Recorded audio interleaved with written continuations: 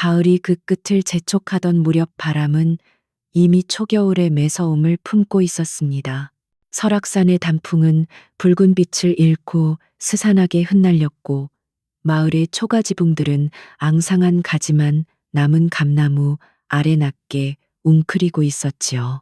그 중에서도 유독 본체와 멀리 떨어진 근방이라도 쓰러질 듯한 낡은 오두막이 한 채 있었습니다.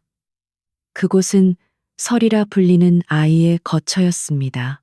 설이는 그 이름처럼 가을 서리에도 미처 피지 못한 꽃과 같은 운명을 지고 태어났습니다. 서리의 왼쪽 뺨에는 태어날 때부터 짙은 붉은 반점이 낙인처럼 찍혀 있었습니다. 체면과 예법을 목숨처럼 여기는 유교 사회에서 특히나 몰락해가는 양반 가문에게 딸 자식의 그흉은 재앙이자 가문의 수치로 여겨졌습니다. 사람들은 그것이 집안의 몰락을 부른 불길한 징조라 수군댔고 가족조차 그녀를 본체에 들이지 않고 외양간 옆 헛간이나 다름없는 이 오두막에서 기거하게 했습니다. 그날 밤도 서리는 희미한 호롱불 아래 웅크리고 앉아 있었습니다. 불빛은 그녀의 그림자를 벽에 길게 드리웠지만 그 흉하다는 붉은 반점마저 어둠 속에 감춰주었습니다. 흙바닥에서 올라오는 습기와 곰팡내 그리고 마당 한편에서 말리고 있는 약초에 쓴 내음이 뒤섞여 후각 오두막 안을 가득 채웠습니다. 그녀는 밖에서 불어오는 칼바람 소리 청각에 익숙한 듯 그저 묵묵히 산에서 캐온 약초들을 가느다란 손으로 정성껏 다듬고 있었습니다. 그때 본체 쪽에서 거친 기침 소리가 바람을 타고 들려왔습니다. 알아놓은 아버지의 기침 소리였습니다. 서리의 손길이 잠시 멈췄습니다. 아버지는 그녀의 반점을 볼 때마다 깊은 한숨을 내쉬었지만 그래도 그녀에게는 유일한 혈육이었습니다. 서리는 망설임 끝에 자리에서 일어나 며칠간 정성 들여 다려놓은 귀한 약재가 담긴 사기 그릇을 조심스럽게 들었습니다.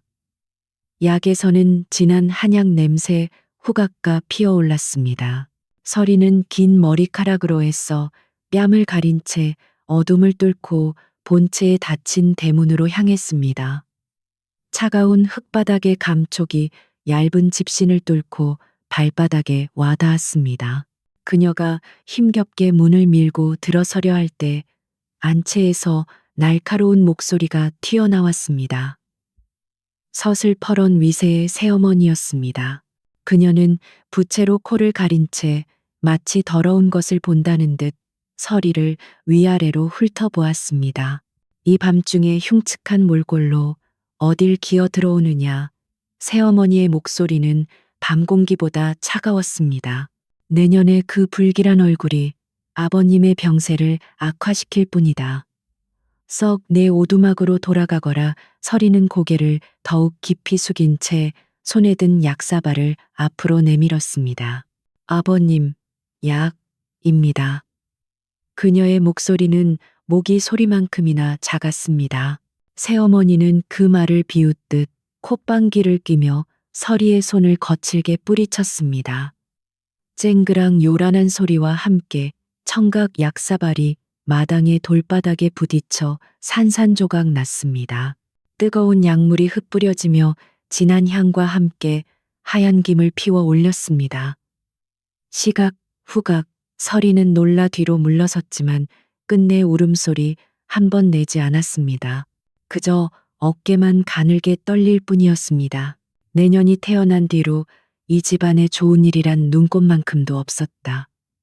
저 반점 때문에 온전한 혼처 하나 들어오지 않아 가문의 체면이 말이 아니다. 새어머니는 깨진 사기 조각을 노려보며 저주를 퍼부었습니다. 서리는 아무 말 없이 차가운 마당에 무릎을 꿇었습니다. 그리고 어둠 속에서 달빛도 비추지 않는 그 차가운 마당에서 깨진 사기 조각들을 묵묵히 하나씩 줍기 시작했습니다. 그녀의 눈에서 뜨거운 것이 뺨을 타고 흘러내렸지만 그것이 약물 때문인지 눈물 때문인지는 아무도 알 수 없었습니다. 그날의 수모가 채 가시기도 전에 계절은 무정하게 흘러 혹독한 겨울을 불러왔습니다. 설악의 골짜기는 하룻밤 사이에 깊은 눈에 갇혔습니다. 바람은 더 이상 문틈을 스치는 소리가 아니라 청각산 전체를 집어삼킬 듯한 짐승의 울부짖음처럼 변했습니다. 마을은 죽은 듯 고요했고 그 고요함 속에서 서리는 여느 때처럼 홀로 오두막을 지키고 있었습니다. 땔감이 부족해 방 안의 공기는 얼음장 같았지만 그녀는 그저 이 겨울이 무사히 지나가기만을 바랄 뿐이었습니다. 바로 그날 밤이었습니다. 세상을 뒤덮을 듯한 눈보라 천연 이골 역경 속에서 희미하게 사람의 비명과 쇠붙이가 부딪히는 소리가 들려왔습니다. 놀란 서리는 반사적으로 얼마 남지 않은 호롱불을 입김으로 불어 껐습니다. 창호지 틈으로 내다본 밖은 칠흑 같은 어둠과 휘몰아치는 눈발뿐이었지만 말발굽 소리와 다급한 고함 소리는 점점 더 가까워지고 있었습니다. 검은 옷을 입은 자객들이었습니다. 그들은 무언가를 쫓듯 산비탈을 샅샅이 뒤지고 있었습니다. 서리는 숨을 죽이고 벽에 등을 기댔습니다. 그때였습니다. 오두막 뒤편 아슬아슬한 낭떠러지 쪽에서 거친 숨소리와 함께 무언가 쓰러지는 소리가 들렸습니다. 서리는 공포에 질렸지만 차마 외면할 수 없는 무언가에 이끌려 조심스럽게 문틈을 열었습니다. 눈발 속에서 한 사내가 피투성이가 된 채 쓰러져 있었습니다. 어깨에는 깊숙이 화살이 박혀 있었고 입고 있는 비단옷은 찢겨 있었으나 신분을 암시 그 고귀함은 감춰지지 않았습니다. 그는 마지막 남은 힘을 다해 기어가려 했지만 이내 낭떠러지 끝에서 의식을 잃고 말았습니다. 자객들의 목소리가 바로 등 뒤에서 들려왔습니다. 이쪽이다 낭떠러지다 서리는 순간 망설였습니다. 저자를 드리는 순간 자신 또한 죽음을 면치 못할 것입니다. 하지만 차마 피 흘리며 죽어가는 사람을 외면할 수는 없었습니다. 그녀는 공포를 누르고 밖으로 뛰쳐나갔습니다. 가녀린 몸이었지만 알 수 없는 힘으로 사내를 끌어안고 오두막 안으로 굴러 들어왔습니다. 그리고는 재빨리 그를 집더미 아래 깊숙이 숨기고 자신은 원래 자리에 앉아 태연히 약초를 다듬는 척했습니다. 잠시 후 오두막 문이 거칠게 열렸습니다. 칼을 든 자객 2명이 횃불을 들고 들어섰습니다. 그들의 눈은 살기로 번뜩였습니다. 횃불이 오두막 안을 비추었지만 그들의 눈에 보인 것은 흉측한 반점을 한 채 겁에 질려 떨고 있는 계집아이 하나뿐이었습니다. 빌어먹을 이쪽이 아니었나. 그들은 거칠게 욕설을 뱉으며 집더미를 발로 찼지만 깊이 숨겨진 사내를 발견하지 못하고 이내 다른 곳으로 달려갔습니다. 자객들이 완전히 사라진 것을 확인한 후에야 서리는 집더미를 헤쳤습니다.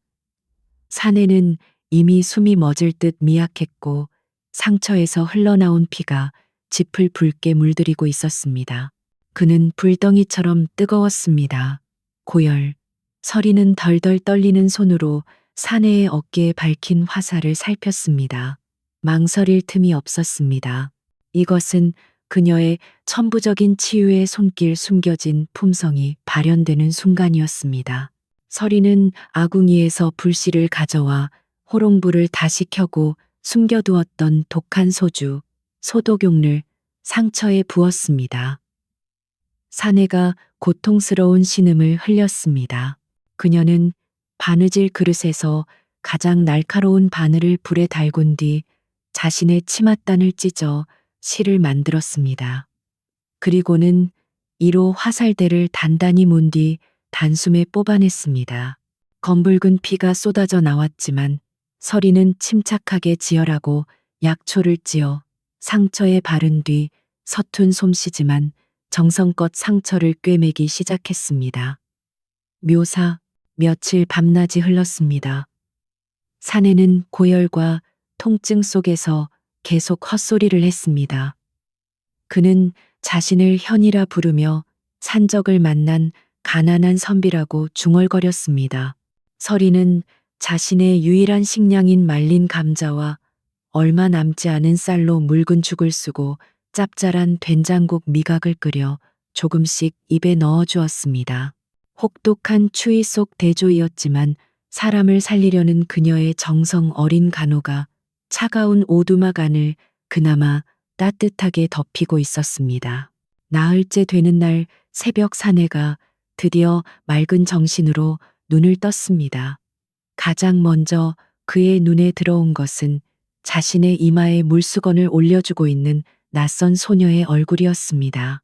그리고 그녀의 뺨을 덮고 있는 붉은 반점이었습니다. 그는 자신도 모르게 움찔했지만 이내 자신을 바라보는 소녀의 눈동자가 그 어떤 것보다 맑고 깊다는 것을 깨달았습니다. 그 눈에는 두려움도 수치심도 아닌 오직 순수한 염려와 연민만이 담겨 있었습니다. 현이라 불린 사내의 상처는 서리의 극진한 간호 덕에 기적처럼 아물어갔습니다. 하지만 그는 여전히 자리에서 일어나지 못했습니다. 화살에 묻었던 독 때문이었습니다. 상처는 나았으되 이상한 마비 증세가 그의 팔다리로 서서히 퍼져나가고 있었습니다. 이상하오.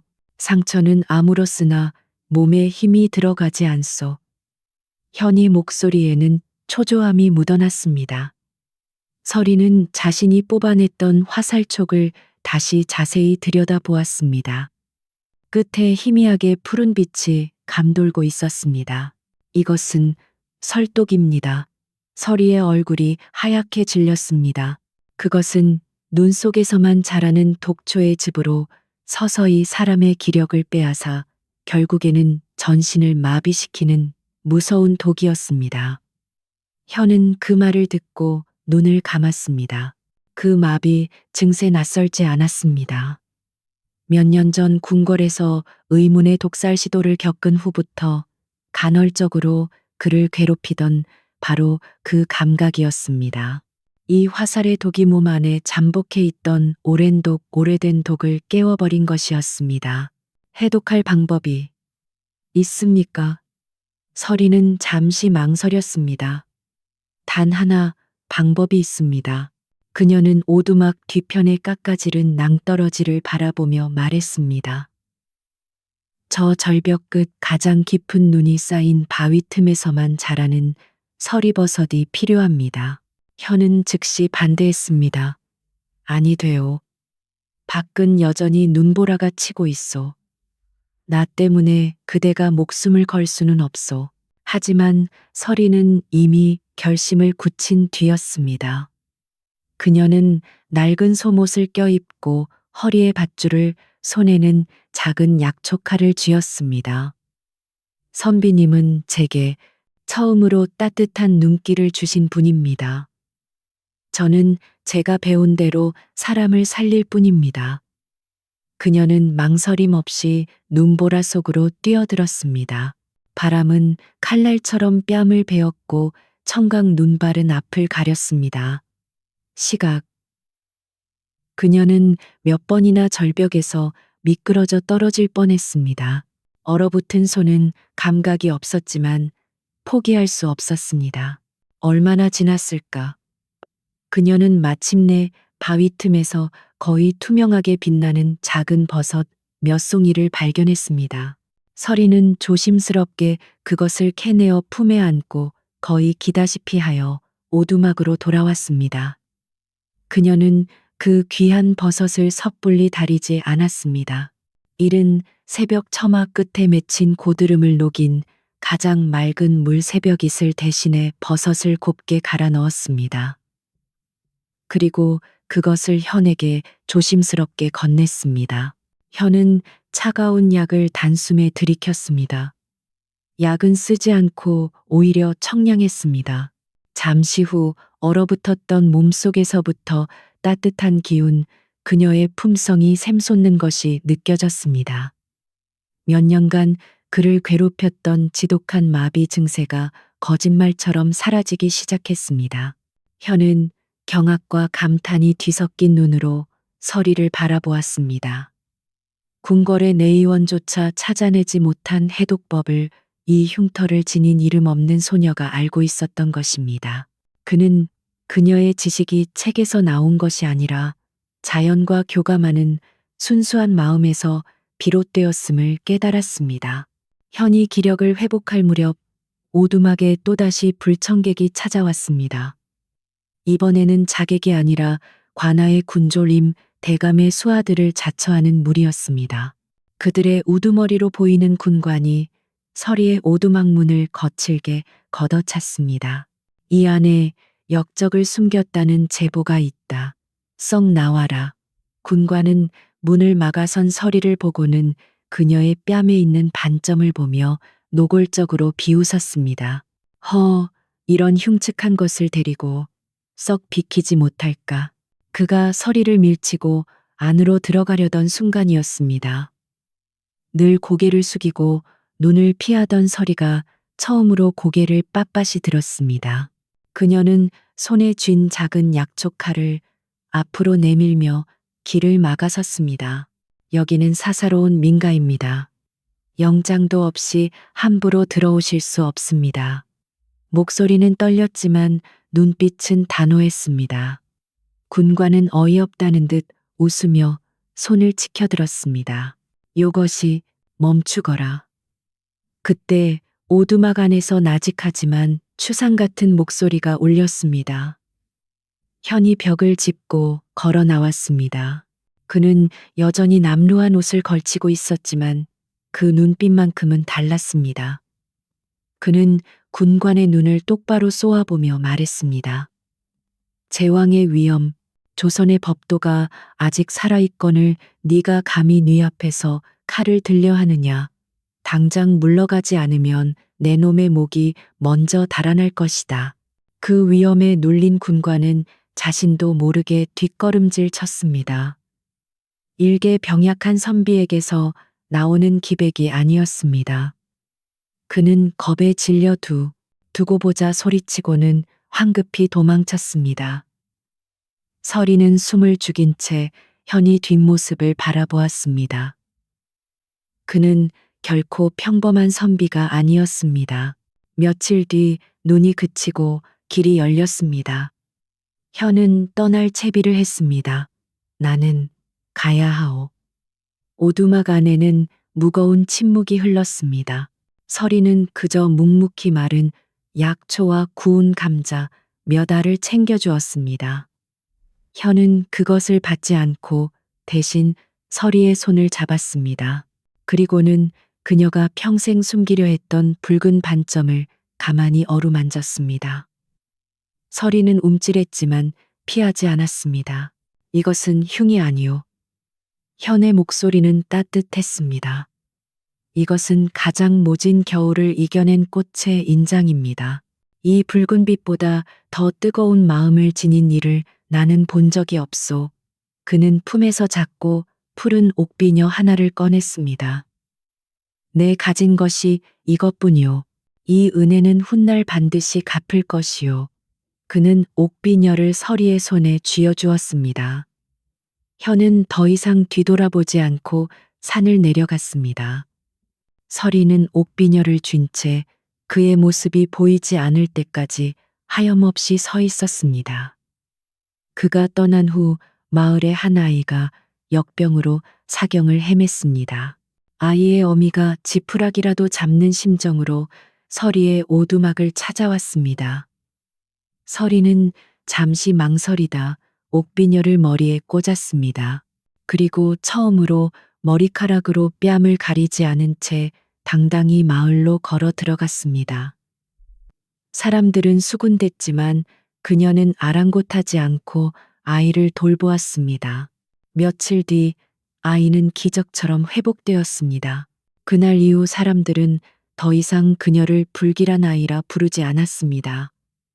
그들은 그녀를 설악산의 작은 의원이라 부르기 시작했습니다. 얼어붙었던 땅이 녹고 설악의 골짜기에 다시 새싹이 돋아나던 따뜻한 봄날이었습니다. 천연 이콜 희망. 겨우내 움츠렸던 마을이 다시 활기를 찾을 무렵 땅을 울리는 거대한 말발굽 소리와 북소리가 청각 평화로운 정막을 깨뜨렸습니다. 마을 사람들은 공포에 질려 문을 걸어 잠갔습니다. 산을 뒤덮을 듯한 어마어마한 군사들이 붉은 깃발을 앞세우고 마을로 진입하고 있었기 때문입니다. 그들은 반란군을 토벌하러 온 관군이었습니다. 하지만 군사들은 마을에 해를 끼치지 않았습니다. 그들의 행렬은 한치의 망설임도 없이 마을에서 가장 높은 기와집 바로 임대감의 저택으로 향했습니다. 그제야 사람들은 알게 되었습니다.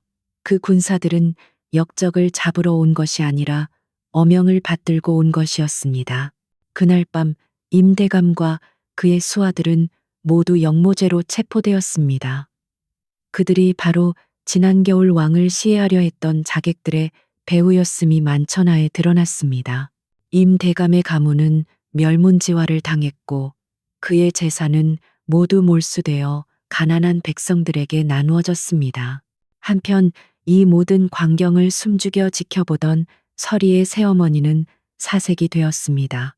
그녀는 자신이 그토록 멸시하고 쫓아내려 했던 흉측한 반점을 지닌 의붓딸이 그리고 그녀가 숨겨주었던 그 남루한 선비가 바로 이 나라의 주상전하 주상殿샤였다는 사실을 깨달았습니다.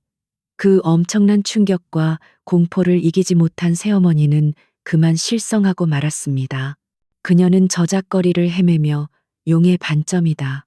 그 반점이 용을 불렀어라고 용의 반점 알아들을 수 없는 소리를 지르며 미친 듯이 웃고 다녔다고 합니다. 며칠이 지났습니다. 마을이 다시 안정을 되찾았을 때 이번에는 수많은 호위무사와 궁녀들을 대동한 화려한 어가가 마을 어귀에 멈춰 섰습니다. 사람들은 모두 길가에 엎드려 감히 고개조차 들지 못했습니다. 어가에서 내린 이는 용의 무늬가 새겨진 붉은 골룡포를 입은 위험 있는 모습의 현 바로 이 나라의 국왕이었습니다. 그는 다른 곳은 돌아보지도 않고 곧장 서리에 낡은 오두막이 있던 그 낭떠러지로 향했습니다. 서리는 그곳에 있었습니다. 여전히 약초를 캐는 차림으로 왕의 행렬을 보고는 땅바닥에 이마가 닿도록 엎드리다 있었습니다. 온몸이 사시나무 떨듯 떨렸습니다. 왕은 그런 그녀의 앞에 섰습니다. 무거운 침묵이 흘렀습니다. 왕은 옥좌에 앉아 명을 내리는 대신 몸을 굽혀 일으켜 세우다 자신의 손으로 직접 서리의 팔을 잡아 부드럽게 일으켜 세웠습니다. 서리는 감히 왕의 얼굴을 쳐다보지 못하고 고개를 떨구었습니다. 왕은 아무 말도 하지 않았습니다. 대신 품에서 푸른 옥비녀를 꺼냈습니다. 그것은 그가 떠나며 서리에게 주었던 바로 그 쉼표였습니다. 왕은 떨고 있는 서리의 머리카락을 부드럽게 쓸어 넘긴 뒤 그녀가 평생 가리려 했던 붉은 반점이 온전히 드러나도록 옥비녀를 정성껏 머리에 꽂아주었습니다. 머리에 꽂아주다 그것은 사랑의 증표라기보다는 한 인간의 존엄성에 대한 최고의 예우였습니다.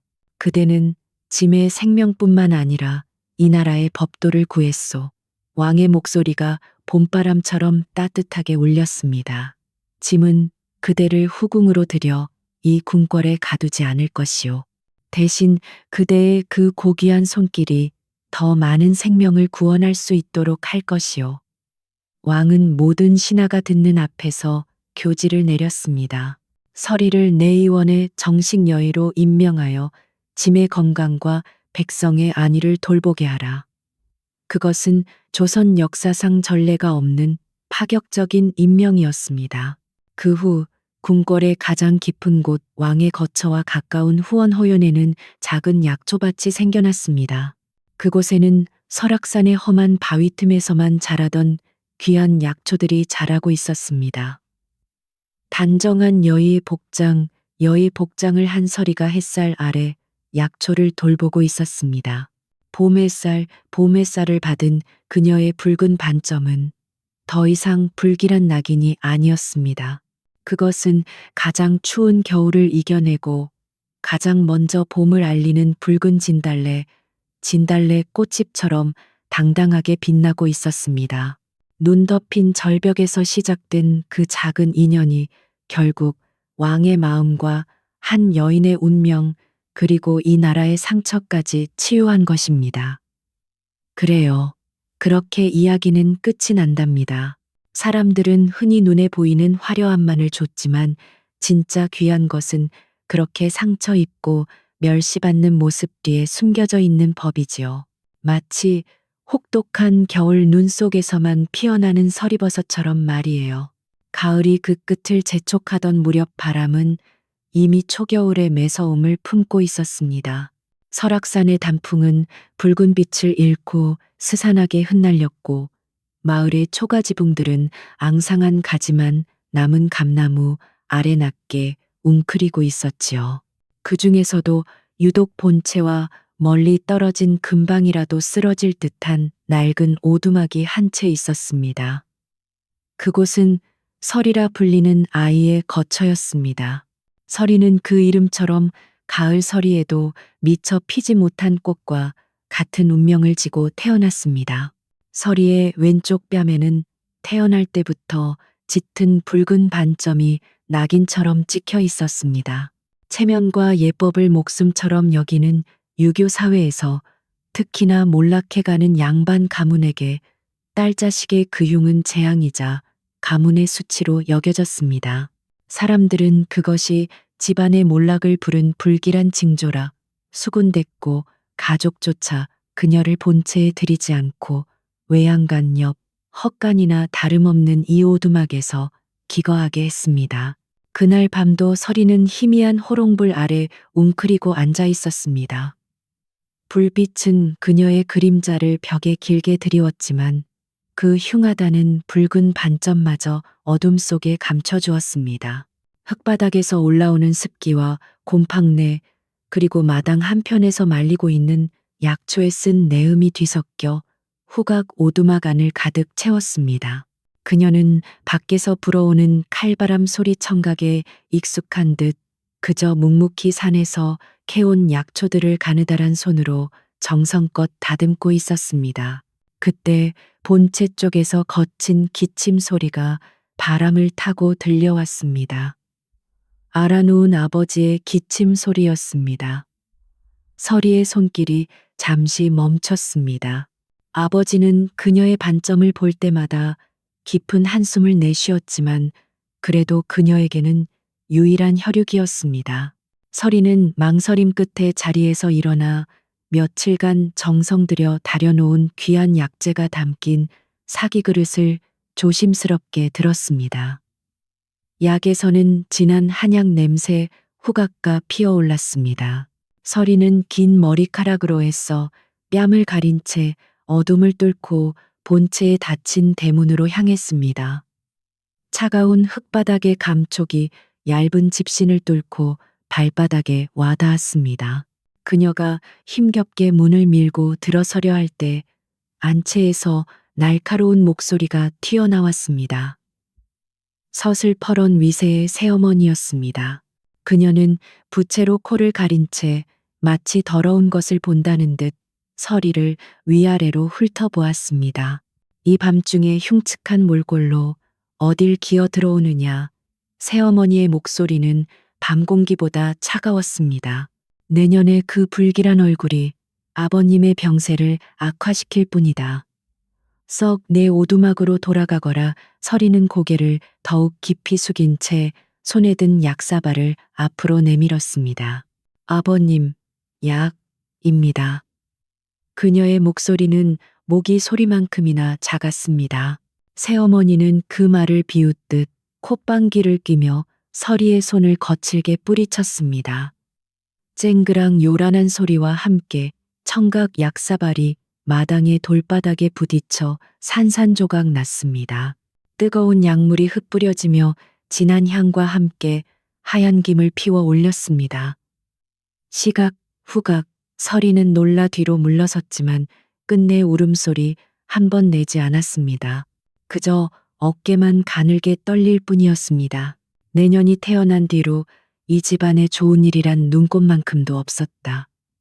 저 반점 때문에 온전한 혼처 하나 들어오지 않아 가문의 체면이 말이 아니다.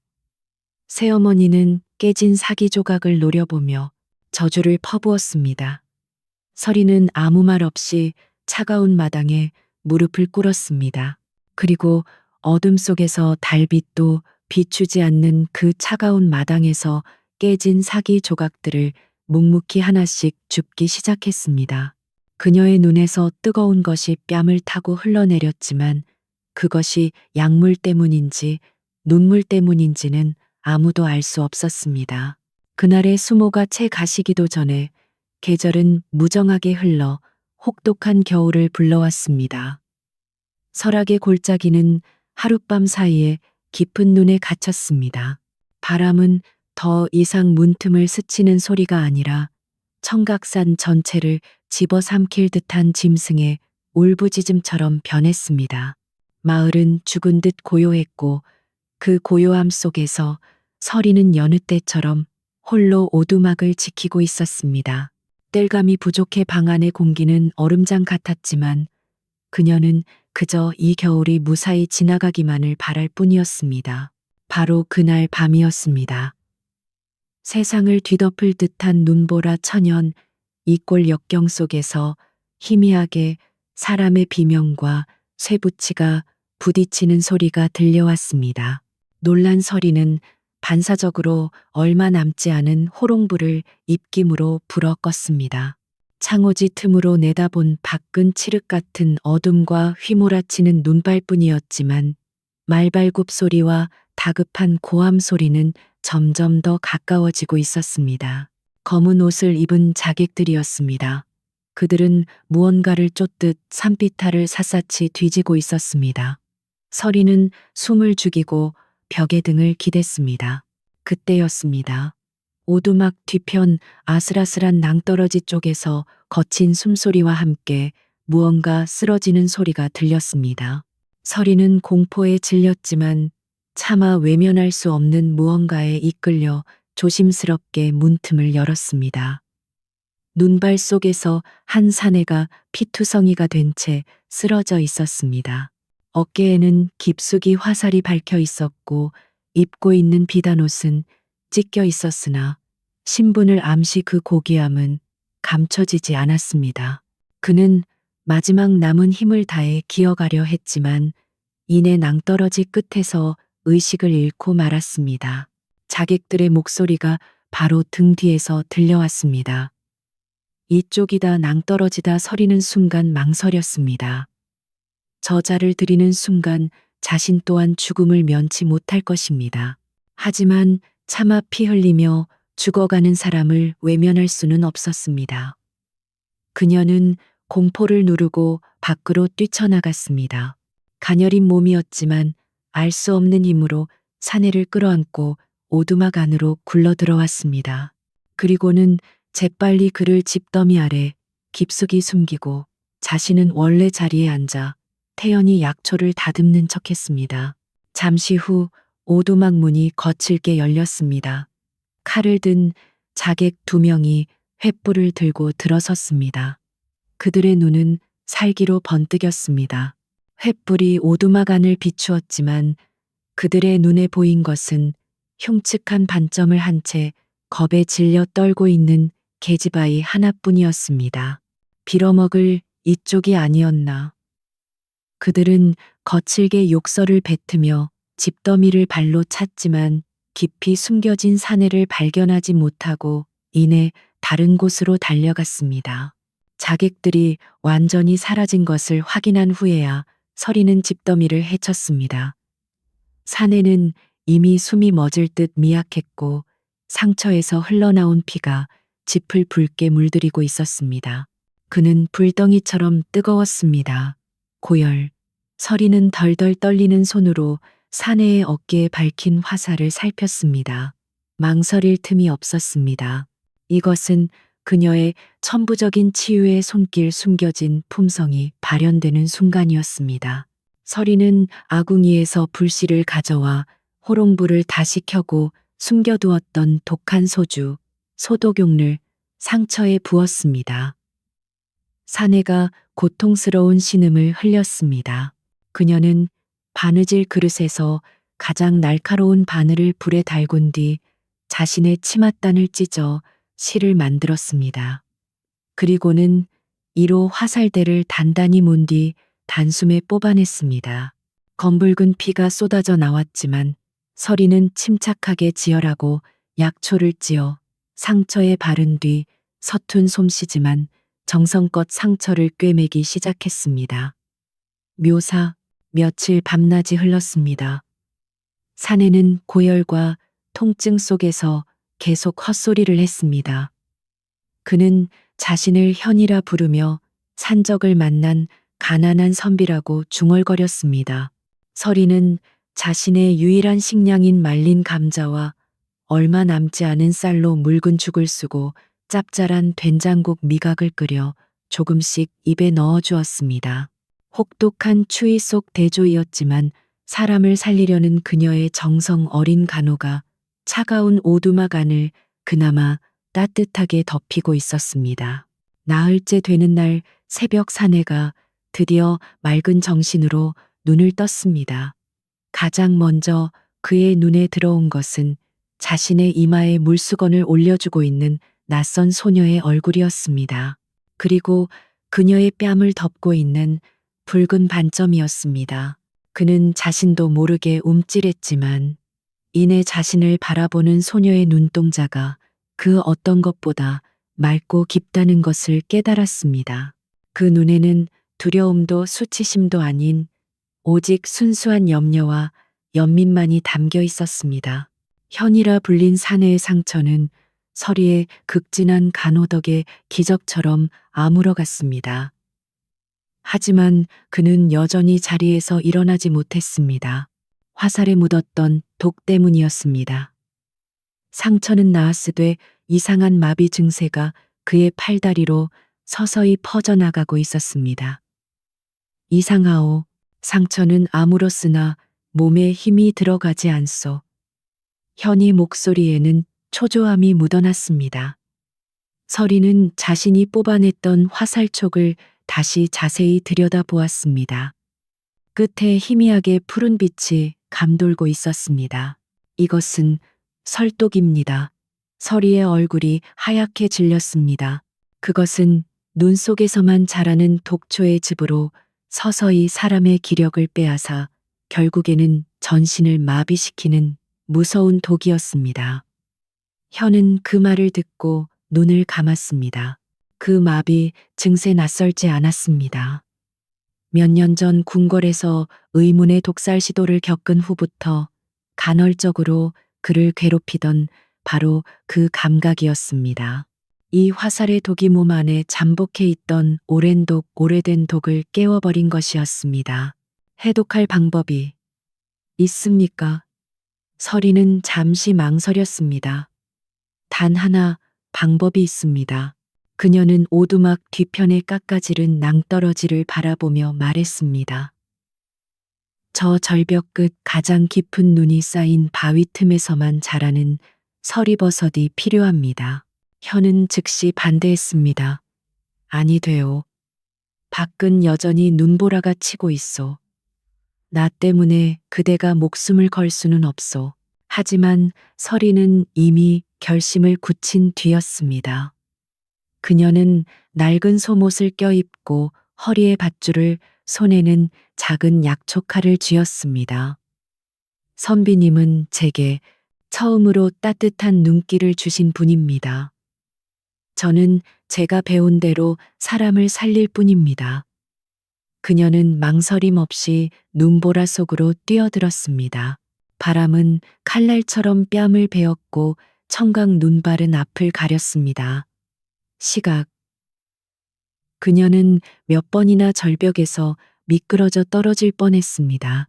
얼어붙은 손은 감각이 없었지만 포기할 수 없었습니다. 얼마나 지났을까?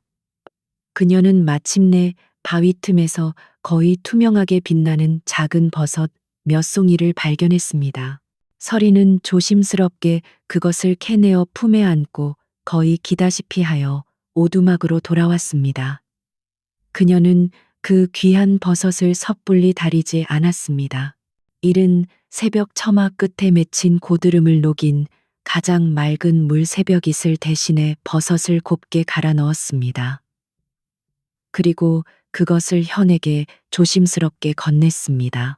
현은 차가운 약을 단숨에 들이켰습니다. 약은 쓰지 않고 오히려 청량했습니다.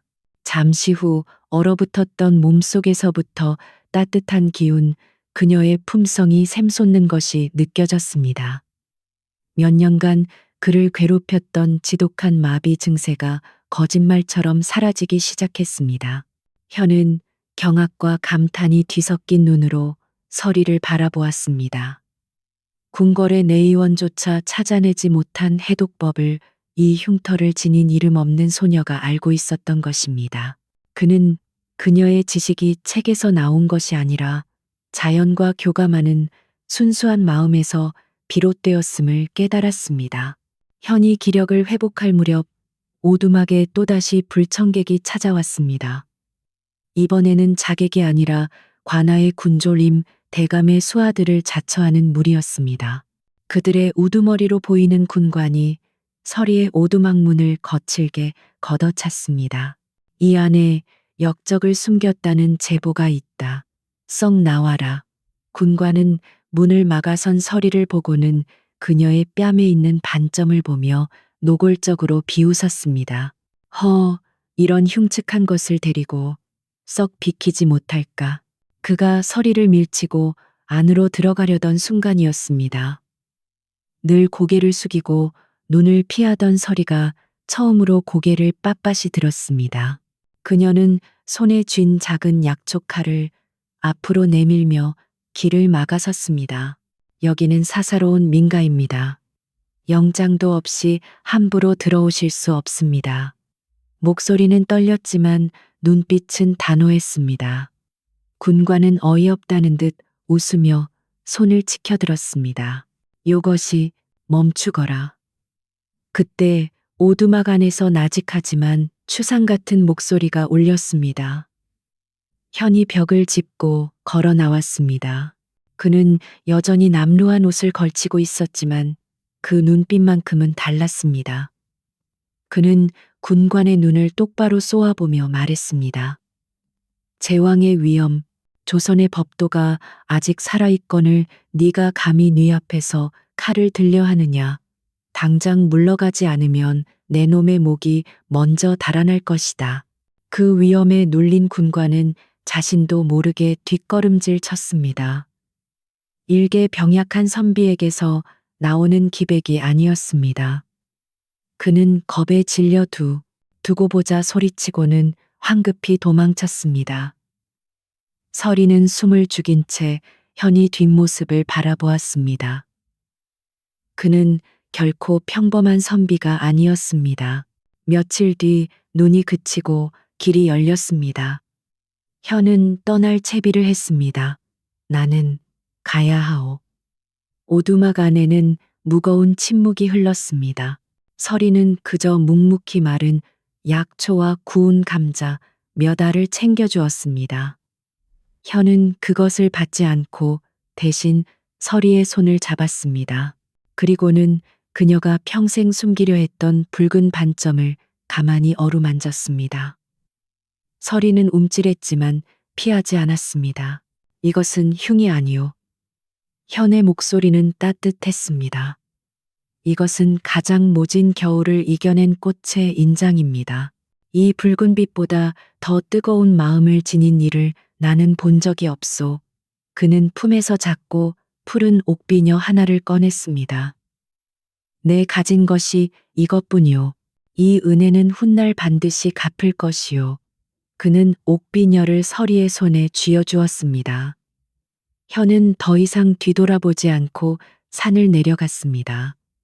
서리는 옥비녀를 쥔 채 그의 모습이 보이지 않을 때까지 하염없이 서 있었습니다. 그가 떠난 후 마을의 한 아이가 역병으로 사경을 헤맸습니다. 아이의 어미가 지푸라기라도 잡는 심정으로 서리의 오두막을 찾아왔습니다. 서리는 잠시 망설이다 옥비녀를 머리에 꽂았습니다. 그리고 처음으로 머리카락으로 뺨을 가리지 않은 채 당당히 마을로 걸어 들어갔습니다. 사람들은 수군댔지만 그녀는 아랑곳하지 않고 아이를 돌보았습니다. 며칠 뒤 아이는 기적처럼 회복되었습니다. 그날 이후 사람들은 더 이상 그녀를 불길한 아이라 부르지 않았습니다. 그들은 그녀를 설악산의 작은 의원이라 부르기 시작했습니다. 얼어붙었던 땅이 녹고 설악의 골짜기에 다시 새싹이 돋아나던 따뜻한 봄날이었습니다. 천연 이콜 희망, 겨운에 움츠렸던 마을이 다시 활기를 찾을 무렵 땅을 울리는 거대한 말발굽 소리와 북소리가 청각 평화로운 정막을 깨뜨렸습니다. 마을 사람들은 공포에 질려 문을 걸어 잠갔습니다. 산을 뒤덮을 듯한 어마어마한 군사들이 붉은 깃발을 앞세우고 마을로 진입하고 있었기 때문입니다. 그들은 반란군을 토벌하러 온 관군이었습니다. 하지만 군사들은 마을에 해를 끼치지 않았습니다. 그들의 행렬은 한치의 망설임도 없이 마을에서 가장 높은 기와집 바로 임대감의 저택으로 향했습니다. 그제야 사람들은 알게 되었습니다. 그 군사들은 역적을 잡으러 온 것이 아니라 어명을 받들고 온 것이었습니다. 그날 밤 임대감과 그의 수하들은 모두 영모죄로 체포되었습니다. 그들이 바로 지난 겨울 왕을 시해하려 했던 자객들의 배후였음이 만천하에 드러났습니다. 임대감의 가문은 멸문지화를 당했고 그의 재산은 모두 몰수되어 가난한 백성들에게 나누어졌습니다. 한편 이 모든 광경을 숨죽여 지켜보던 서리의 새어머니는 사색이 되었습니다. 그녀는 자신이 그토록 멸시하고 쫓아내려 했던 흉측한 반점을 지닌 의붓딸이 그리고 그녀가 숨겨주었던 그 남루한 선비가 바로 이 나라의 주상전하 주상殿샤였다는 사실을 깨달았습니다. 그 엄청난 충격과 공포를 이기지 못한 새어머니는 그만 실성하고 말았습니다. 그녀는 저작거리를 헤매며 용의 반점이다. 그 반점이 용을 불렀어라고 용의 반점 알아들을 수 없는 소리를 지르며 미친 듯이 웃고 다녔다고 합니다. 며칠이 지났습니다. 마을이 다시 안정을 되찾았을 때 이번에는 수많은 호위무사와 궁녀들을 대동한 화려한 어가가 마을 어귀에 멈춰섰습니다. 사람들은 모두 길가에 엎드려 감히 고개조차 들지 못했습니다. 어가에서 내린 이는 용의 무늬가 새겨진 붉은 골룡포를 입은 위험 있는 모습의 현 바로 이 나라의 국왕이었습니다. 그는 다른 곳은 돌아보지도 않고 곧장 서리에 낡은 오두막이 있던 그 낭떠러지로 향했습니다. 서리는 그곳에 있었습니다. 여전히 약초를 캐는 차림으로 왕의 행렬을 보고는 땅바닥에 이마가 닿도록 엎드리다 있었습니다. 온몸이 사시나무 떨듯 떨렸습니다. 왕은 그런 그녀의 앞에 섰습니다. 무거운 침묵이 흘렀습니다. 왕은 옥좌에 앉아 명을 내리는 대신 몸을 굽혀 일으켜 세우다 자신의 손으로 직접 서리의 팔을 잡아 부드럽게 일으켜 세웠습니다. 서리는 감히 왕의 얼굴을 쳐다보지 못하고 고개를 떨구었습니다. 왕은 아무 말도 하지 않았습니다. 대신 품에서 푸른 옥비녀를 꺼냈습니다. 그것은 그가 떠나며 서리에게 주었던 바로 그 쉼표였습니다. 왕은 떨고 있는 서리의 머리카락을 부드럽게 쓸어 넘긴 뒤 그녀가 평생 가리려 했던 붉은 반점이 온전히 드러나도록 옥비녀를 정성껏 머리에 꽂아주었습니다. 머리에 꽂아주다 그것은 사랑의 증표라기보다는 한 인간의 존엄성에 대한 최고의 예우였습니다. 그대는 짐의 생명뿐만 아니라 이 나라의 법도를 구했소. 왕의 목소리가 봄바람처럼 따뜻하게 울렸습니다. 짐은 그대를 후궁으로 들여 이 궁궐에 가두지 않을 것이오. 대신 그대의 그 고귀한 손길이 더 많은 생명을 구원할 수 있도록 할 것이오. 왕은 모든 신하가 듣는 앞에서 교지를 내렸습니다. 서리를 내의원의 정식 여의로 임명하여 짐의 건강과 백성의 안위를 돌보게 하라. 그것은 조선 역사상 전례가 없는 파격적인 임명이었습니다. 그 후 궁궐의 가장 깊은 곳 왕의 거처와 가까운 후원호연에는 작은 약초밭이 생겨났습니다. 그곳에는 설악산의 험한 바위 틈에서만 자라던 귀한 약초들이 자라고 있었습니다. 단정한 여의 복장을 한 서리가 햇살 아래 약초를 돌보고 있었습니다. 봄햇살을 받은 그녀의 붉은 반점은 더 이상 불길한 낙인이 아니었습니다. 그것은 가장 추운 겨울을 이겨내고 가장 먼저 봄을 알리는 붉은 진달래 꽃잎처럼 당당하게 빛나고 있었습니다. 눈 덮인 절벽에서 시작된 그 작은 인연이 결국 왕의 마음과 한 여인의 운명, 그리고 이 나라의 상처까지 치유한 것입니다. 그래요. 그렇게 이야기는 끝이 난답니다. 사람들은 흔히 눈에 보이는 화려함만을 줬지만 진짜 귀한 것은 그렇게 상처 입고 멸시받는 모습 뒤에 숨겨져 있는 법이지요. 마치 혹독한 겨울 눈 속에서만 피어나는 서리버섯처럼 말이에요. 가을이 그 끝을 재촉하던 무렵 바람은 이미 초겨울의 매서움을 품고 있었습니다. 설악산의 단풍은 붉은 빛을 잃고 스산하게 흩날렸고 마을의 초가지붕들은 앙상한 가지만 남은 감나무 아래 낮게 웅크리고 있었지요. 그 중에서도 유독 본체와 멀리 떨어진 금방이라도 쓰러질 듯한 낡은 오두막이 한 채 있었습니다. 그곳은 설이라 불리는 아이의 거처였습니다. 설이는 그 이름처럼 가을 서리에도 미처 피지 못한 꽃과 같은 운명을 지고 태어났습니다. 서리의 왼쪽 뺨에는 태어날 때부터 짙은 붉은 반점이 낙인처럼 찍혀 있었습니다. 체면과 예법을 목숨처럼 여기는 유교 사회에서 특히나 몰락해가는 양반 가문에게 딸 자식의 그흉은 재앙이자 가문의 수치로 여겨졌습니다. 사람들은 그것이 집안의 몰락을 부른 불길한 징조라 수군댔고 가족조차 그녀를 본체에 들이지 않고 외양간 옆 헛간이나 다름없는 이 오두막에서 기거하게 했습니다. 그날 밤도 서리는 희미한 호롱불 아래 웅크리고 앉아 있었습니다. 불빛은 그녀의 그림자를 벽에 길게 드리웠지만 그 흉하다는 붉은 반점마저 어둠 속에 감춰주었습니다.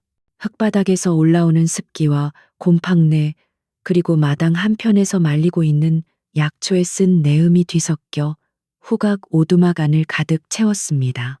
그녀는 밖에서 불어오는 칼바람 소리 청각에 익숙한 듯 그저 묵묵히 산에서 캐온 약초들을 가느다란 손으로 정성껏 다듬고 있었습니다. 그때 본체 쪽에서 거친 기침 소리가 바람을 타고 들려왔습니다. 알아놓은 아버지의 기침 소리였습니다. 서리의 손길이 잠시 멈췄습니다. 아버지는 그녀의 반점을 볼 때마다 깊은 한숨을 내쉬었지만 그래도 그녀에게는 유일한 혈육이었습니다. 서리는 망설임 끝에 자리에서 일어나 며칠간 정성 들여 다려놓은 귀한 약재가 담긴 사기 그릇을 조심스럽게 들었습니다. 약에서는 진한 한약 냄새 후각가 피어올랐습니다. 서리는 긴 머리카락으로 애써 뺨을 가린 채 어둠을 뚫고 본체에 닫힌 대문으로 향했습니다. 차가운 흙바닥의 감촉이 얇은 집신을 뚫고 발바닥에 와닿았습니다. 그녀가 힘겹게 문을 밀고 들어서려 할 때 안채에서 날카로운 목소리가 튀어나왔습니다. 서슬퍼런 위세의 새어머니였습니다. 그녀는 부채로 코를 가린 채 마치 더러운 것을 본다는 듯 서리를 위아래로 훑어보았습니다. 이 밤중에 흉측한 몰골로 어딜 기어 들어오느냐. 새어머니의 목소리는 밤 공기보다 차가웠습니다. 내년에 그 불길한 얼굴이 아버님의 병세를 악화시킬 뿐이다. 썩 내 오두막으로 돌아가거라. 서리는 고개를 더욱 깊이 숙인 채 손에 든 약사발을 앞으로 내밀었습니다. 아버님, 약입니다. 그녀의 목소리는 모기 소리만큼이나 작았습니다. 새어머니는 그 말을 비웃듯 콧방귀를 끼며 서리의 손을 거칠게 뿌리쳤습니다. 쨍그랑 요란한 소리와 함께 청각 약사발이 마당의 돌바닥에 부딪혀 산산조각 났습니다. 뜨거운 약물이 흩뿌려지며 진한 향과 함께 하얀 김을 피워 올렸습니다. 시각, 후각, 서리는 놀라 뒤로 물러섰지만 끝내 울음소리 한 번 내지 않았습니다. 그저 어깨만 가늘게 떨릴 뿐이었습니다. 내년이 태어난 뒤로 이 집안에 좋은 일이란 눈꽃만큼도 없었다. 저 반점 때문에 온전한 혼처 하나 들어오지 않아 가문의 체면이 말이 아니다. 새어머니는 깨진 사기 조각을 노려보며 저주를 퍼부었습니다. 서리는 아무 말 없이 차가운 마당에 무릎을 꿇었습니다. 그리고 어둠 속에서 달빛도 비추지 않는 그 차가운 마당에서 깨진 사기 조각들을 묵묵히 하나씩 줍기 시작했습니다. 그녀의 눈에서 뜨거운 것이 뺨을 타고 흘러내렸지만 그것이 약물 때문인지 눈물 때문인지는 아무도 알 수 없었습니다. 그날의 수모가 채 가시기도 전에 계절은 무정하게 흘러 혹독한 겨울을 불러왔습니다. 설악의 골짜기는 하룻밤 사이에 깊은 눈에 갇혔습니다. 바람은 더 이상 문틈을 스치는 소리가 아니라 청각산 전체를 집어삼킬 듯한 짐승의 울부짖음처럼 변했습니다. 마을은 죽은 듯 고요했고 그 고요함 속에서 서리는 여느 때처럼 홀로 오두막을 지키고 있었습니다. 땔감이 부족해 방 안의 공기는 얼음장 같았지만 그녀는 그저 이 겨울이 무사히 지나가기만을 바랄 뿐이었습니다. 바로 그날 밤이었습니다. 세상을 뒤덮을 듯한 눈보라 천연 이골 역경 속에서 희미하게 사람의 비명과 쇠붙이가 부딪히는 소리가 들려왔습니다. 놀란 서리는 반사적으로 얼마 남지 않은 호롱불을 입김으로 불어 껐습니다. 창호지 틈으로 내다본 밖은 칠흑 같은 어둠과 휘몰아치는 눈발뿐이었지만 말발굽 소리와 다급한 고함 소리는 점점 더 가까워지고 있었습니다. 검은 옷을 입은 자객들이었습니다. 그들은 무언가를 쫓듯 산비탈을 샅샅이 뒤지고 있었습니다. 서리는 숨을 죽이고 벽에 등을 기댔습니다. 그때였습니다. 오두막 뒤편 아슬아슬한 낭떠러지 쪽에서 거친 숨소리와 함께 무언가 쓰러지는 소리가 들렸습니다. 서리는 공포에 질렸지만 차마 외면할 수 없는 무언가에 이끌려 조심스럽게 문틈을 열었습니다. 눈발 속에서 한 사내가 피투성이가 된 채 쓰러져 있었습니다. 어깨에는 깊숙이 화살이 박혀 있었고 입고 있는 비단옷은 찢겨 있었으나 신분을 암시 그 고귀함은 감춰지지 않았습니다. 그는 마지막 남은 힘을 다해 기어가려 했지만 이내 낭떠러지 끝에서 의식을 잃고 말았습니다. 자객들의 목소리가 바로 등 뒤에서 들려왔습니다. 이쪽이다 낭떠러지다 서리는 순간 망설였습니다. 저자를 드리는 순간 자신 또한 죽음을 면치 못할 것입니다. 하지만 차마 피 흘리며 죽어가는 사람을 외면할 수는 없었습니다. 그녀는 공포를 누르고 밖으로 뛰쳐나갔습니다. 가녀린 몸이었지만 알 수 없는 힘으로 사내를 끌어안고 오두막 안으로 굴러 들어왔습니다. 그리고는 재빨리 그를 집더미 아래 깊숙이 숨기고 자신은 원래 자리에 앉아 태연히 약초를 다듬는 척했습니다. 잠시 후 오두막 문이 거칠게 열렸습니다. 칼을 든 자객 2명이 횃불을 들고 들어섰습니다. 그들의 눈은 살기로 번뜩였습니다. 횃불이 오두막 안을 비추었지만 그들의 눈에 보인 것은 흉측한 반점을 한 채 겁에 질려 떨고 있는 계집아이 하나뿐이었습니다. 빌어먹을 이쪽이 아니었나. 그들은 거칠게 욕설을 뱉으며 집더미를 발로 찼지만 깊이 숨겨진 사내를 발견하지 못하고 이내 다른 곳으로 달려갔습니다.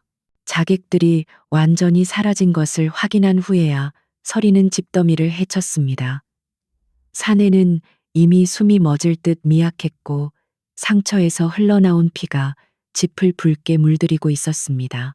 그는 불덩이처럼 뜨거웠습니다. 고열. 서리는 덜덜 떨리는 손으로 사내의 어깨에 밝힌 화살을 살폈습니다. 망설일 틈이 없었습니다. 이것은 그녀의 천부적인 치유의 손길 숨겨진 품성이 발현되는 순간이었습니다.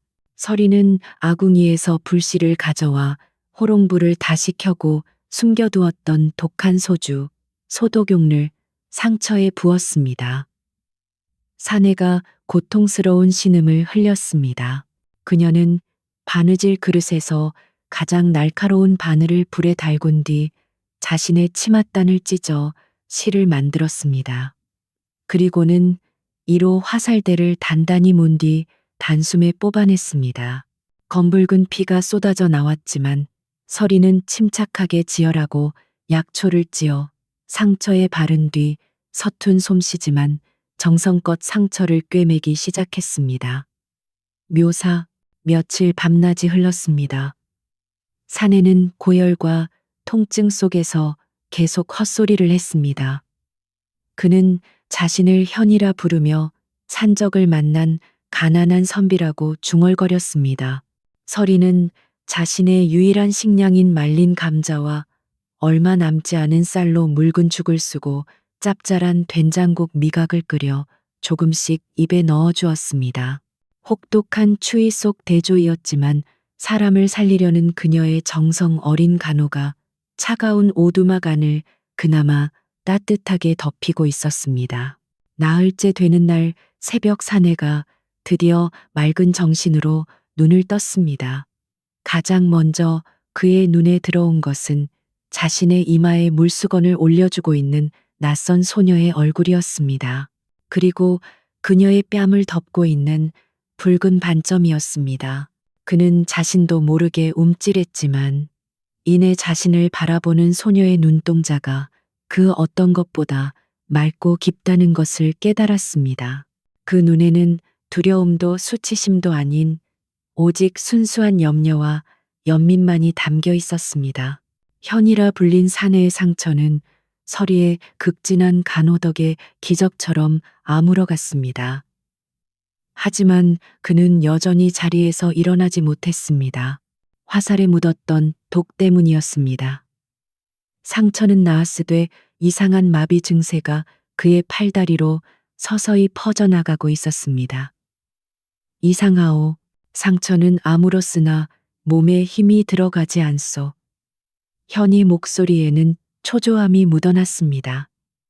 서리는 자신이 뽑아냈던 화살촉을 다시 자세히 들여다보았습니다. 끝에 희미하게 푸른 빛이 감돌고 있었습니다. 이것은 설독입니다. 서리의 얼굴이 하얗게 질렸습니다. 그것은 눈 속에서만 자라는 독초의 즙으로 서서히 사람의 기력을 빼앗아 결국에는 전신을 마비시키는 무서운 독이었습니다. 현은 그 말을 듣고 눈을 감았습니다. 그 마비 증세 낯설지 않았습니다. 몇 년 전 궁궐에서 의문의 독살 시도를 겪은 후부터 간헐적으로 그를 괴롭히던 바로 그 감각이었습니다. 이 화살의 독이 몸 안에 잠복해 있던 오랜 독을 깨워버린 것이었습니다. 해독할 방법이 있습니까? 서리는 잠시 망설였습니다. 단 하나 방법이 있습니다. 그녀는 오두막 뒤편에 깎아지른 낭떠러지를 바라보며 말했습니다. 저 절벽 끝 가장 깊은 눈이 쌓인 바위 틈에서만 자라는 서리버섯이 필요합니다. 현은 즉시 반대했습니다. 아니 돼요. 밖은 여전히 눈보라가 치고 있어. 나 때문에 그대가 목숨을 걸 수는 없소. 하지만 서리는 이미 결심을 굳힌 뒤였습니다. 그녀는 낡은 속옷을 껴입고 허리에 밧줄을, 손에는 작은 약초칼을 쥐었습니다. 선비님은 제게 처음으로 따뜻한 눈길을 주신 분입니다. 저는 제가 배운 대로 사람을 살릴 뿐입니다. 그녀는 망설임 없이 눈보라 속으로 뛰어들었습니다. 바람은 칼날처럼 뺨을 베었고 청각 눈바른 앞을 가렸습니다. 시각. 그녀는 몇 번이나 절벽에서 미끄러져 떨어질 뻔했습니다. 얼어붙은 손은 감각이 없었지만 포기할 수 없었습니다. 얼마나 지났을까? 그녀는 마침내 바위 틈에서 거의 투명하게 빛나는 작은 버섯 몇 송이를 발견했습니다. 서리는 조심스럽게 그것을 캐내어 품에 안고 거의 기다시피 하여 오두막으로 돌아왔습니다. 그녀는 그 귀한 버섯을 섣불리 다리지 않았습니다. 이른 새벽 처마 끝에 맺힌 고드름을 녹인 가장 맑은 물 새벽이슬 대신에 버섯을 곱게 갈아 넣었습니다. 그리고 그것을 현에게 조심스럽게 건넸습니다. 현은 차가운 약을 단숨에 들이켰습니다. 약은 쓰지 않고 오히려 청량했습니다. 잠시 후 얼어붙었던 몸속에서부터 따뜻한 기운, 그녀의 품성이 샘솟는 것이 느껴졌습니다. 몇 년간 그를 괴롭혔던 지독한 마비 증세가 거짓말처럼 사라지기 시작했습니다. 현은 경악과 감탄이 뒤섞인 눈으로 서리를 바라보았습니다. 궁궐의 내의원조차 찾아내지 못한 해독법을 이 흉터를 지닌 이름 없는 소녀가 알고 있었던 것입니다. 그는 그녀의 지식이 책에서 나온 것이 아니라 자연과 교감하는 순수한 마음에서 비롯되었음을 깨달았습니다. 현이 기력을 회복할 무렵 오두막에 또다시 불청객이 찾아왔습니다. 이번에는 자객이 아니라 관아의 군졸임, 대감의 수하들을 자처하는 무리였습니다. 그들의 우두머리로 보이는 군관이 서리의 오두막 문을 거칠게 걷어찼습니다. 이 안에 역적을 숨겼다는 제보가 있다. 썩 나와라. 군관은 문을 막아선 서리를 보고는 그녀의 뺨에 있는 반점을 보며 노골적으로 비웃었습니다. 이런 흉측한 것을 데리고 썩 비키지 못할까. 그가 서리를 밀치고 안으로 들어가려던 순간이었습니다. 늘 고개를 숙이고 눈을 피하던 서리가 처음으로 고개를 빳빳이 들었습니다. 그녀는 손에 쥔 작은 약초칼을 앞으로 내밀며 길을 막아섰습니다. 여기는 사사로운 민가입니다. 영장도 없이 함부로 들어오실 수 없습니다. 목소리는 떨렸지만 눈빛은 단호했습니다. 군관은 어이없다는 듯 웃으며 손을 치켜들었습니다. 요것이 멈추거라. 그때 오두막 안에서 나직하지만 추상 같은 목소리가 울렸습니다. 현이 벽을 짚고 걸어 나왔습니다. 그는 여전히 남루한 옷을 걸치고 있었지만 그 눈빛만큼은 달랐습니다. 그는 군관의 눈을 똑바로 쏘아보며 말했습니다. 제왕의 위엄, 조선의 법도가 아직 살아있거늘 네가 감히 네 앞에서 칼을 들려 하느냐. 당장 물러가지 않으면 내 놈의 목이 먼저 달아날 것이다. 그 위엄에 눌린 군관은 자신도 모르게 뒷걸음질 쳤습니다. 일개 병약한 선비에게서 나오는 기백이 아니었습니다. 그는 겁에 질려 두고 보자 소리치고는 황급히 도망쳤습니다.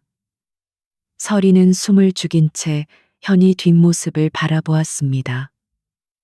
그는 결코 평범한 선비가 아니었습니다. 며칠 뒤 눈이 그치고 길이 열렸습니다. 현은 떠날 채비를 했습니다. 나는 가야 하오.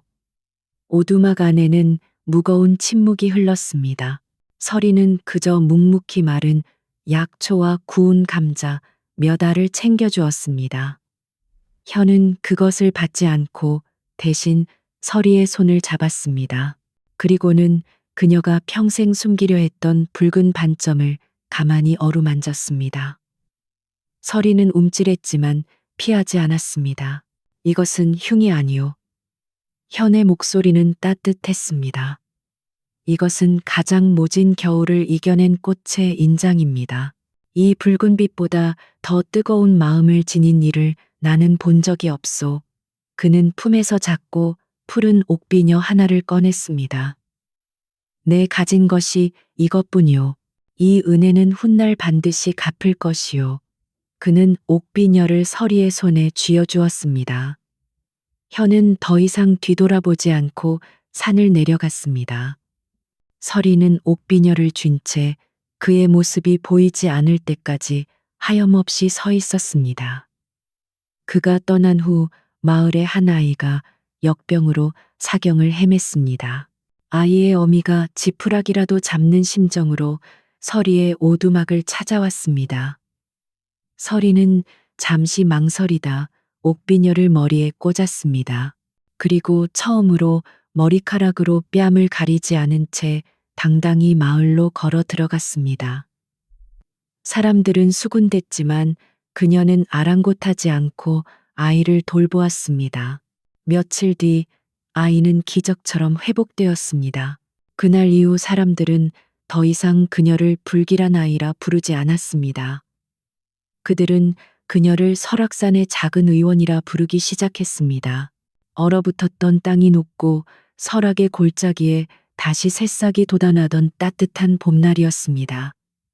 천연 이콜 희망, 겨운에 움츠렸던 마을이 다시 활기를 찾을 무렵 땅을 울리는 거대한 말발굽 소리와 북소리가 청각 평화로운 정막을 깨뜨렸습니다.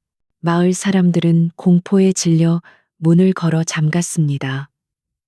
산을 뒤덮을 듯한 어마어마한 군사들이 붉은 깃발을 앞세우고 마을로 진입하고 있었기 때문입니다. 그들은 반란군을 토벌하러 온 관군이었습니다. 하지만 군사들은 마을에 해를 끼치지 않았습니다. 그들의 행렬은 한치의 망설임도 없이 마을에서 가장 높은 기와집 바로 임대감의 저택으로 향했습니다. 그제야 사람들은 알게 되었습니다. 그 군사들은 역적을 잡으러 온 것이 아니라 어명을 받들고 온 것이었습니다. 그날 밤 임대감과 그의 수하들은 모두 영모죄로 체포되었습니다. 그들이 바로 지난 겨울 왕을 시해하려 했던 자객들의 배후였음이 만천하에 드러났습니다. 임대감의 가문은 멸문지화를 당했고 그의 재산은 모두 몰수되어 가난한 백성들에게 나누어졌습니다. 한편 이 모든 광경을 숨죽여 지켜보던 서리의 새어머니는 사색이 되었습니다. 그녀는 자신이 그토록 멸시하고 쫓아내려 했던 흉측한 반점을 지닌 의붓딸이 그리고 그녀가 숨겨주었던 그 남루한 선비가 바로 이 나라의 주상전하 주상殿샤였다는 사실을 깨달았습니다. 그 엄청난 충격과 공포를 이기지 못한 새어머니는 그만 실성하고 말았습니다. 그녀는 저작거리를 헤매며 용의 반점이다. 그 반점이 용을 불렀어라고 용의 반점 알아들을 수 없는 소리를 지르며 미친 듯이 웃고 다녔다고 합니다. 며칠이 지났습니다. 마을이 다시 안정을 되찾았을 때 이번에는 수많은 호위무사와 궁녀들을 대동한 화려한 어가가 마을 어귀에 멈춰섰습니다. 사람들은 모두 길가에 엎드려 감히 고개조차 들지 못했습니다. 어가에서 내린 이는 용의 무늬가 새겨진 붉은 골룡포를 입은 위험 있는 모습의 현 바로 이 나라의 국왕이었습니다. 그는 다른 곳은 돌아보지도 않고 곧장 서리의 낡은 오두막이 있던 그 낭떠러지로 향했습니다. 서리는 그곳에 있었습니다. 여전히 약초를 캐는 차림으로 왕의 행렬을 보고는 땅바닥에 이마가 닿도록 엎드리다 있었습니다. 온몸이 사시나무 떨듯 떨렸습니다. 왕은 그런 그녀의 앞에 섰습니다. 무거운 침묵이 흘렀습니다.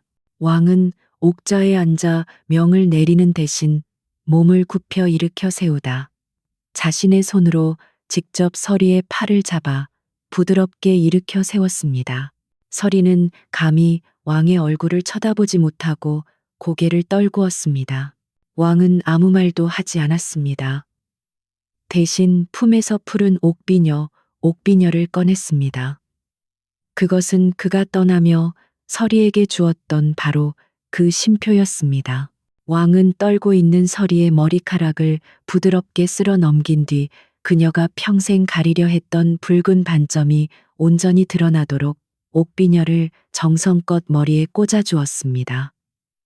머리에 꽂아주다, 그것은 사랑의 증표라기보다는 한 인간의 존엄성에 대한 최고의 예우였습니다. 그대는 짐의 생명뿐만 아니라 이 나라의 법도를 구했소. 왕의 목소리가 봄바람처럼 따뜻하게 울렸습니다. 짐은 그대를 후궁으로 들여 이 궁궐에 가두지 않을 것이오. 대신 그대의 그 고귀한 손길이 더 많은 생명을 구원할 수 있도록 할 것이오. 왕은 모든 신하가 듣는 앞에서 교지를 내렸습니다. 서리를 내의원의 정식 여의로 임명하여 짐의 건강과 백성의 안위를 돌보게 하라. 그것은 조선 역사상 전례가 없는 파격적인 임명이었습니다. 그 후 궁궐의 가장 깊은 곳 왕의 거처와 가까운 후원호연에는 작은 약초밭이 생겨났습니다. 그곳에는 설악산의 험한 바위 틈에서만 자라던 귀한 약초들이 자라고 있었습니다. 단정한 여의의 복장을 한 서리가 햇살 아래 약초를 돌보고 있었습니다. 봄햇살을 받은 그녀의 붉은 반점은 더 이상 불길한 낙인이 아니었습니다. 그것은 가장 추운 겨울을 이겨내고 가장 먼저 봄을 알리는 붉은 진달래 꽃잎처럼 당당하게 빛나고 있었습니다. 눈 덮인 절벽에서 시작된 그 작은 인연이 결국 왕의 마음과 한 여인의 운명, 그리고 이 나라의 상처까지 치유한 것입니다. 그래요. 그렇게 이야기는 끝이 난답니다. 사람들은 흔히 눈에 보이는 화려함만을 줬지만 진짜 귀한 것은 그렇게 상처 입고 멸시받는 모습 뒤에 숨겨져 있는 법이지요. 마치 혹독한 겨울 눈 속에서만 피어나는 서리버섯처럼 말이에요.